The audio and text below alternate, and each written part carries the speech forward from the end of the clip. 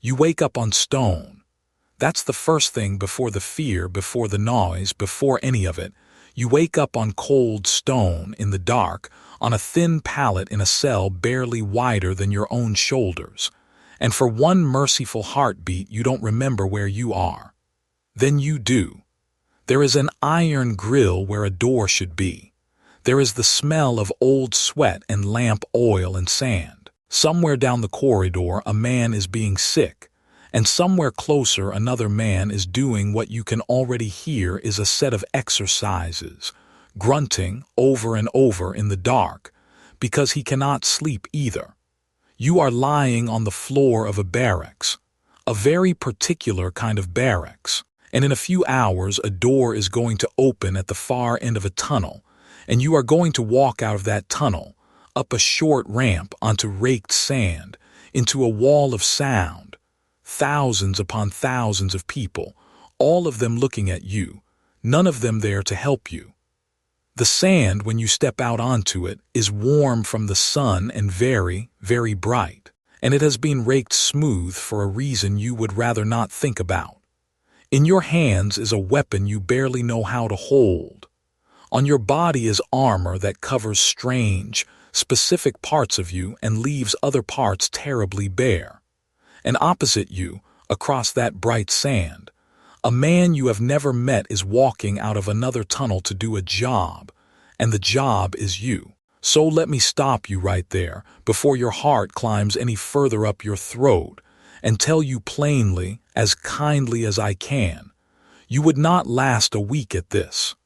Not the training, not the sand, not the being owned, but stay with me, because almost everything you think you know about the man on the other side of that sand is wrong, and the truth is far stranger, far more careful, and in some ways far more chilling than the movie in your head. My name's Marcus, and I should tell you why I'm the one crouched here in the tunnel with you while your hands shake. I used to teach history, mostly to teenagers, mostly badly, and Rome was the one topic where I could actually feel the room lean in, because everybody thinks they know the gladiators. Thumbs up, thumbs down, blood on the sand. Are you not entertained? And then I fell down the hole that has quietly eaten my weekends for the last decade, which is reenactment. I have spent an unreasonable number of Saturdays strapped into reproduction armor, swinging a blunt sword at a wooden post until my shoulder screams, sleeping rough, eating like they ate, deliberately doing the slow, sweaty, painful old thing, because it's the only way I've ever found to tell the truth about how these lives actually felt in the body. And the gladiator is the one I keep coming back to, because it is the one we get the most wrong. So I'm going to do two things at once today. I'm going to walk you through a week inside a gladiator school, step by sweating step. And every time we hit one of the things you're absolutely sure about, the death, the thumbs, the famous line, I'm going to stop and check it, because a startling amount of what you know is Hollywood and the real thing is better. Come on. They're already awake down that corridor. So are you. First, let's kill the fantasy, because you carried a big one down into this tunnel with you. When you picture a gladiator, you picture a free-spirited hero, a wronged general, a noble rebel, a lone champion who fights, wins, and walks out. That's the film. That's the story we love to tell, because it lets us sit in the good seats and imagine we'd be the hero. But here's the thing you have to get straight before we go one more step. You are almost certainly not a hero who chose this. You are most likely property, because the great majority of gladiators were not volunteers at all. They were enslaved men bought as property, men captured in Rome's wars on the edges of the empire, prisoners of a machine that swallowed whole peoples and spat some of them out onto the sand. Others were condemned criminals, the damnati, sentenced to the arena as a punishment. These men did not swagger toward glory. They were marched toward an owner. So before you imagine yourself raising a sword to a roaring crowd, understand what the roar is sitting on top of, a person who did not get to say no. That is who you are this week. That is who most of them were. Now, and this is the first place the picture gets stranger than you'd think, not every gladiator was enslaved. Some were free men who volunteered. They were called auctorati, and they signed themselves over to a gladiator school for money, or for fame, or to escape a debt, or simply because a violent, cheered-for kind of celebrity was the one door open to a poor, tough young man. And you'd think a free volunteer would have it easier. He didn't, because to enter, a free man swore an oath, the Sacramentum Gladiatorium, and the words of it have come down to us, and they are genuinely horrifying. He swore to endure being burned, to be bound, to be beaten, and to be killed by the iron. He signed away his own body by his own mouth to a man who could now do all of those things to him lawfully. A free Roman who could walk down any street chose to lower himself into a legal condition close to slavery, because in the arena, and only in the arena, a nobody could become a name. Hold that oath in your mind. Burned, bound, beaten, killed by iron. You would have to say those words out loud before you were allowed to pick up the sword. So let's go up out of the cell and look at where you now live, because it is not a dungeon, and that surprises everyone. You live in a Ludus, a gladiator school. Picture a walled compound built around a training yard, an open square of sand ringed by cells and colonnades, with barracks, an armory, kitchens, baths, and an infirmary. It is part prison, part boarding school, part professional sports academy, and the comparison to an academy is not a joke. It is exactly that, and it is run by a man called the lanista. Now, the word lanista carried a real sneer to a respectable Roman. It was a low, disreputable trade, dealing in men's bodies. But make no mistake about what he actually is to you. He is the owner and manager of a very expensive business, and you are his capital. He has paid good money for you or invested in training you, and he intends to get that money back and more over years out of your body. And that single, cold economic fact, that you are an asset he has paid for, is the thing that quietly saves your life more often than any mercy. Nobody sinks a fortune into a racehorse and then shoots it after one race. Remember that. We are coming back to it because it is the hinge the whole truth turns on. But first you have to survive the training, and the training is where your soft modern body first betrays you. You will be handed a wooden sword, a Rudy's, and it is deliberately, insultingly heavy, heavier than the real thing, because that is how you build the arm. And you will be put in front of a thick wooden post driven into the ground, taller than a man. It is called the Palus, and you will hit it. You will hit it and hit it and hit it, cut, thrust, recover, guard, cut again, hour after hour, day after day, under the eye of a trainer who was very probably a gladiator himself, a survivor, a man with a scar for every lesson. This is the boring, blistering, unglamorous engine underneath every graceful thing you've ever seen on a screen. Not battles. Repetition. A wooden post and a wooden sword and 10,000 strokes until the movement lives in your muscle and not your mind, because on the sand you will not have time to think. I have done a version of this in my soft weekend way, and I want you to hear how badly it went. I set up a post in the garden, took a proper weight training sword, and told myself I'd drill for an hour like a beginner at the Ludus. I lasted about 20 minutes. My shoulder locked. My grip failed. The sword actually turned in my sweating hand, and I nearly launched it through next door's fence. My forearm cramped into a claw, and the next morning I could not lift a kettle. 20 minutes, and I got to stop and ice it and complain about it to my long-suffering wife, B, who looked at me over her tea with the particular pity she reserves for my hobby and said, "You did this to yourself, you know." A recruit at a real Ludus did that all day, every day, and was beaten if he slacked. You would not make it to lunch, so they'd feed you up, and what they fed you is one of my favorite surprises in the whole story, because it turns another piece of the fantasy on its head. You picture a gladiator as a lean, oiled, chiseled action figure. Yes, all abs and menace. Forget it. Gladiators had a nickname, and the nickname was horderii, which means, roughly, the barley-eaters or the barley men. Their diet was heavy on grains and beans and barley, carbohydrates, plant food, the cheap and filling stuff, and comparatively light on meat. And here's where it gets genuinely fascinating, and where I have to slow down and be honest with you about what we actually know. There's a famous piece of bioarchaeology, a study of bones from a gladiator cemetery excavated at Ephesus, in what's now Turkey, that found chemical signatures consistent with exactly this kind of largely plant-based, barley-heavy diet.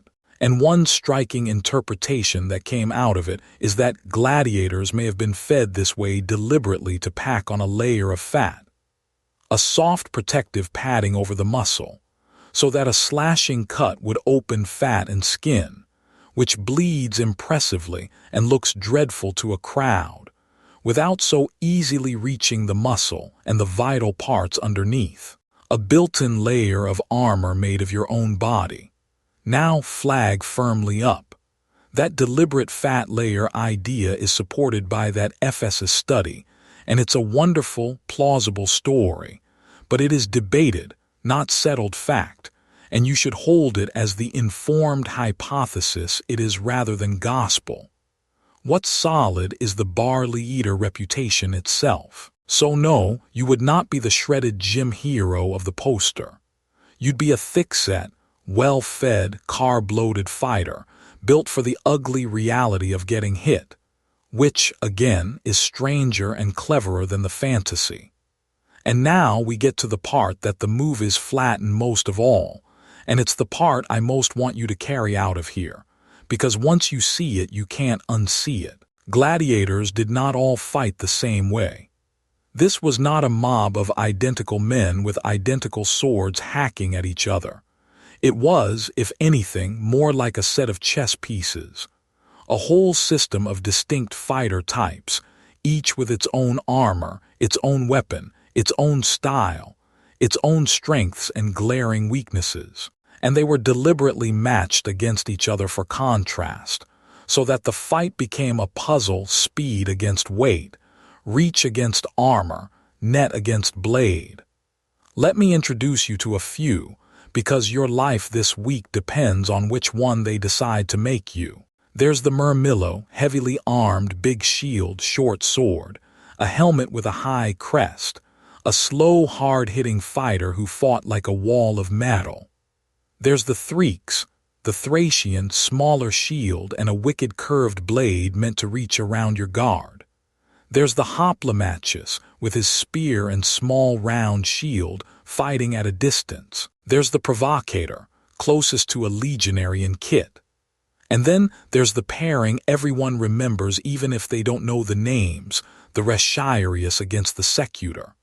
The Reproduction is the net man. Almost no armor, no helmet, barely any protection at all, just a weighted net to throw and tangle you. A wickedly long three-pronged trident to keep you at arm's length, and a little arm guard. He is speed and reach and cunning, and if he lands that net over you, it is very nearly over. And to hunt him, they built his opposite, the Secutor, the chaser or pursuer. The Secutor is heavily armored, with a smooth, rounded, almost featureless helmet with two tiny eye holes, and that helmet is smooth on purpose, so there is nothing for the net to snag on. So the whole duel is a designed contradiction. A fast, exposed, long-reaching net fighter against a slow, armored, half-blind pursuer who has to close the distance before he cooks alive inside his own helmet or gets tangled and speared. That is not random violence. That is choreography, engineered for drama. And you, my soft friend, would be assigned one of these roles by the lanista, drilled in that one style until it was all you were, and sent out to lose in it. Which brings us, finally, to the big one. The myth at the very center of everything you believe about this place, that every fight was to the death. It wasn't, and I need you to really take this in, because it changes the entire meaning of the sand under your feet. Most gladiatorial bouts were not fought to the death.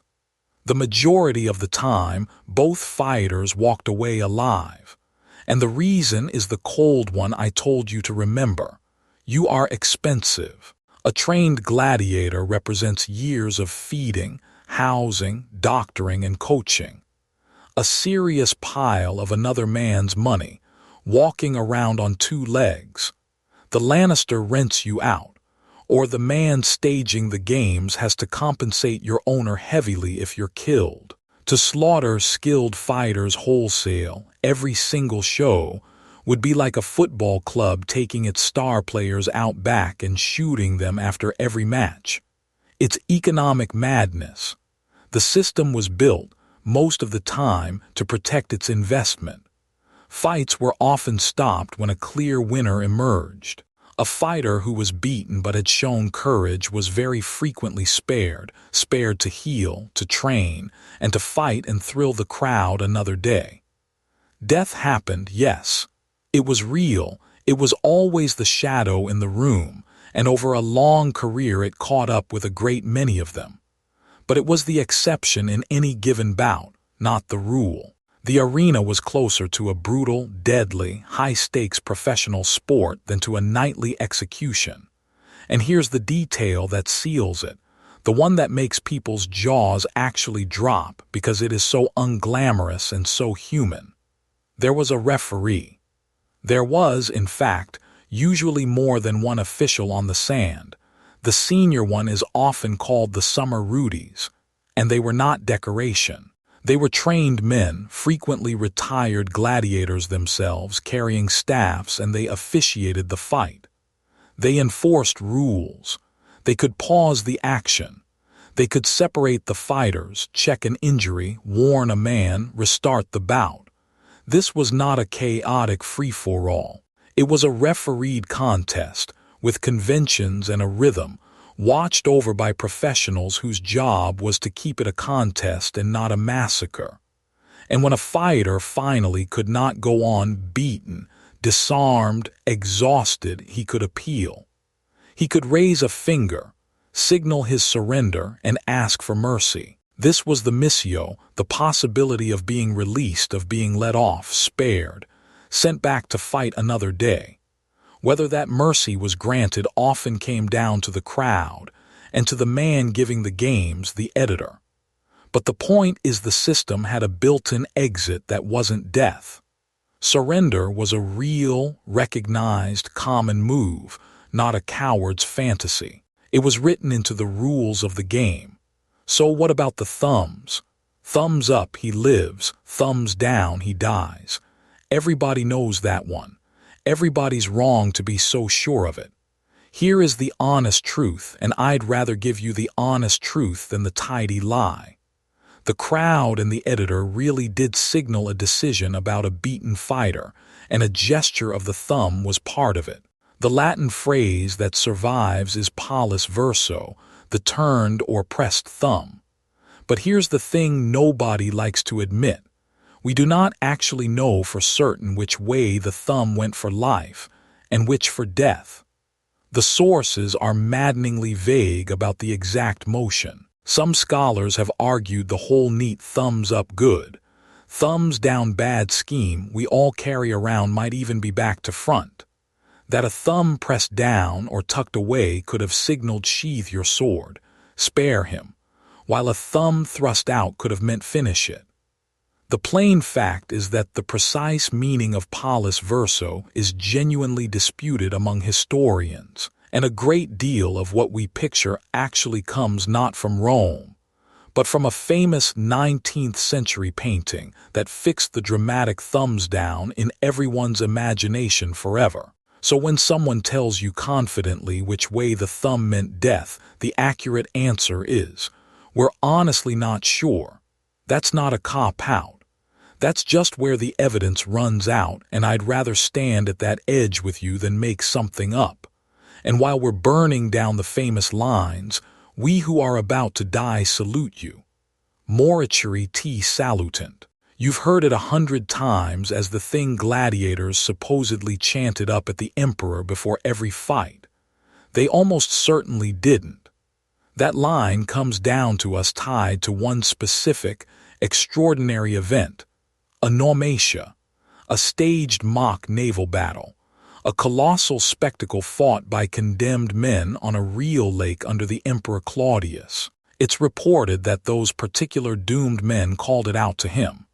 There is no good evidence it was some routine greeting that ordinary gladiators barked before their bouts, day in, day out. It's a single dramatic moment that got promoted over the centuries into a catchphrase for the whole institution. So it makes a great movie line. It just isn't the everyday truth. Another tidy story, quietly wrong. And I keep coming back to that because it's the pattern of this whole subject.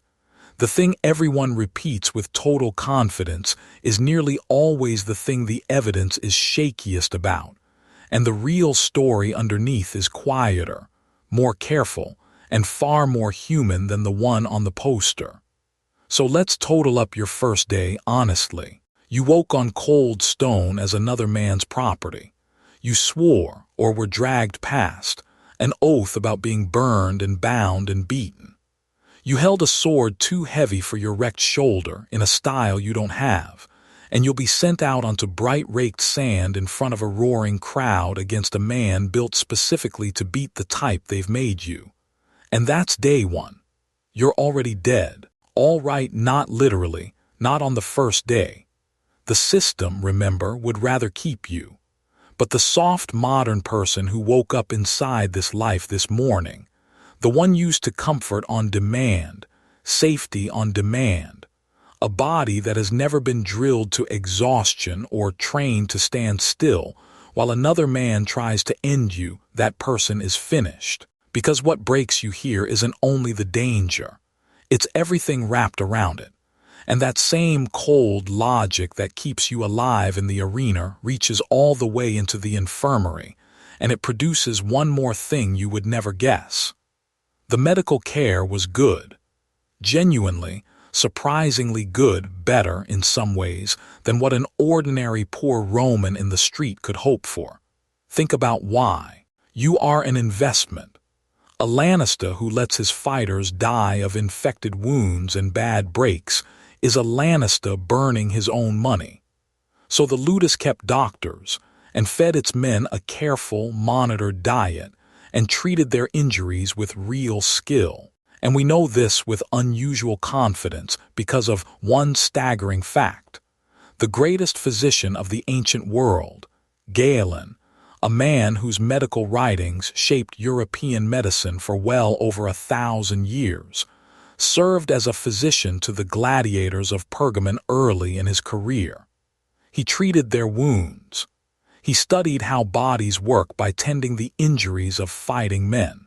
He himself noted how few of them died on his watch compared with before. So the arena, this supposed abattoir, was also absurdly a place of advanced sports medicine, wound care, dietetics, physical training, rehabilitation, all lavished on men who might still be killed for entertainment the following month. That contradiction is the truest thing about the whole institution. They mended you carefully so you'd be worth watching when they risked you again. So let's be careful and fair about your actual odds, because I've spent a while telling you it wasn't a nightly slaughter, and I don't want you walking out of here thinking it was safe. It absolutely was not. Your chance of surviving any single bout was much better than the movies pretend. Most fights. Most men walked off the sand alive. But most is doing heavy work in that sentence. Every fight carried a real chance of death, and you would fight again, and again, over years. And the arithmetic of danger is merciless when you repeat it. A risk you'd probably survive once becomes a risk that catches up with you if you run it 2 or 3 times a year for a decade. Many gladiators died young, in their 20s, in their mid-careers, worn down and finally unlucky. Add the injuries that never fully healed, the wounds that turned bad despite the doctors, the sheer accumulated battering of the life. A gladiator could dream of survival, even of freedom. The greatest were sometimes awarded a wooden sword, the rudes, as a symbol of release and became free celebrities. But the dream sat on top of odds that ground most of them down long before then. Better than the myth. Still a young man's death, more often than not. And underneath all of it, the training, the diet, the rules, the doctors, sits the thing I think would truly finish you, faster than any blade. It's the same thing that would finish you in most of the worlds I drop you into. It's that you are owned. Everything I've told you about the care, the medicine, the referees, the sparing, every scrap of it is not kindness. It is asset management. You are looked after the way a valuable animal is looked after, for the returns you generate, and the affection stops precisely where the profit does. You do not choose whether you fight. You do not choose whom you fight, or when, or in what style. Your body is trained, fed, healed, and displayed according to someone else's ledger.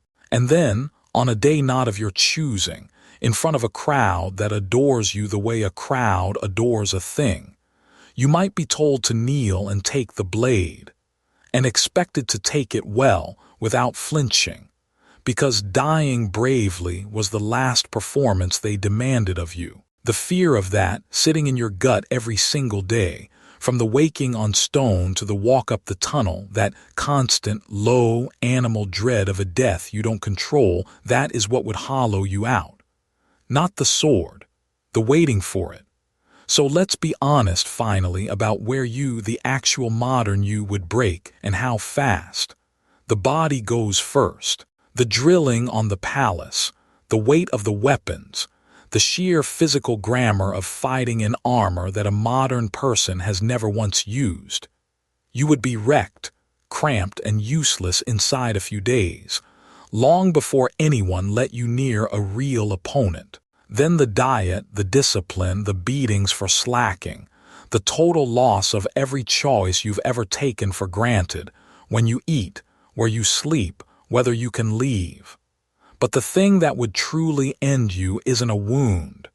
It's the ownership and the fear it plants. You who have spent every day of your life assuming your body is yours, your time is yours, your death is at least your own. You would be handed a life where none of those things are true, where careful hands mend you only to spend you, and where a crowd's love is exactly as warm as your usefulness. You would not last a week as a Roman gladiator, and I mean it with no insult in it. I wouldn't either, and neither would the hardest, most gym-built person you know. Not because we're weak, because we're free and soft, and we have never once had to earn tomorrow with today's blood. And here's where I turn all of it around on you, because I didn't drag you down into that tunnel just to make you grateful for your sofa, though you should be. Here's the uncomfortable thing I keep bumping into every time I come back to these men. We use them. We always have. Rome turned the deaths and near deaths of the powerless into a grand afternoon out, turned captured enemies and condemned men and desperate volunteers into an entertainment product, dressed it up as glory, and cheered.